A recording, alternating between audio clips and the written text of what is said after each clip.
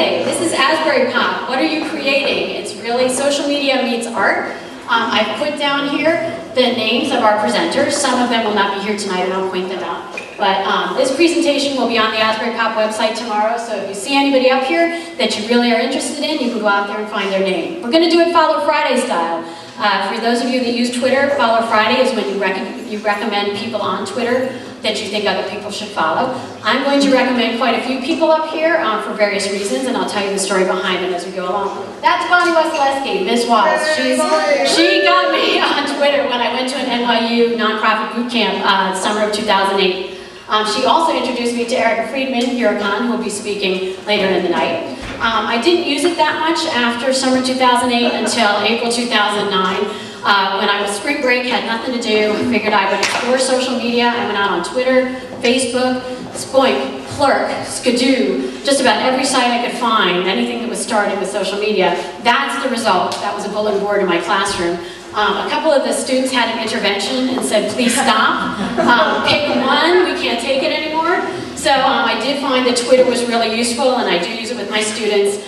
So that was really the result of that experience. I also ran across the 140 Characters by Jeff Pulver, $1,100. And when I looked at his roster of people who were speaking, I thought they looked really interesting. And I contacted him and asked him if he had any educators, because I'm a teacher, and he said, no, we're not really interested in educators. So I thought, okay, we'll move on. And speaking of educating, that's Stephanie Dazio. She graduated last year, and that's her picture. She's now at American University down in Washington. She hated Twitter when I made her use it last year, but now she loves it, being in the nation's capital. That's David Salo. He's partly responsible for this. He's over there. NJ Film 2009. He doesn't really like his picture taken. He came up with 142nd Film Festival in about a second. It took me a little longer to figure out what I was going to do. I started with Twitter. I love AsburyPop. I'm a big fan of pop culture. I was reading Free by Chris Anderson at the time, and the $1,100 was still in my head. So I came up with AsburyPop. Caitlin Yerbis, one of my former students, did the peacock as the play on the bird from Twitter. And then this summer, I went to an Ignite presentation down in Wilmington, Delaware. And it is the same type of presentation style, but it's more for technology people. The Archer Group, a web design firm down there, ran it. And Chris Connolly, who I met on Twitter, he works for the Delaware News Journal, invited me down there. There's one of the first fans of AsburyPop, Funky Chunks. She's been very supportive. She let me interview her at Be Unique over the summertime. She made the AsburyPop soap for us.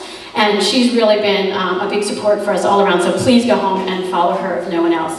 Colleen Curry, she's a hyperlocal journalist. She's in Freehold and Curry Colleen.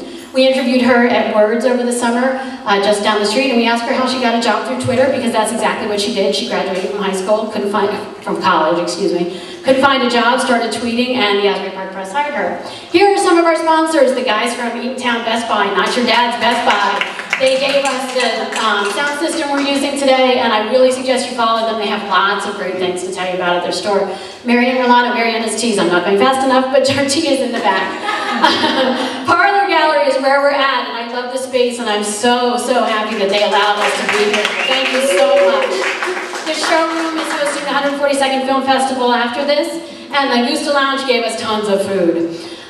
Media 140 is the anti-140 conference. I now write for them, and Dee Jackson out of London really understands the local idea of Twitter. She's traveling around Australia right now trying to promote local events like this.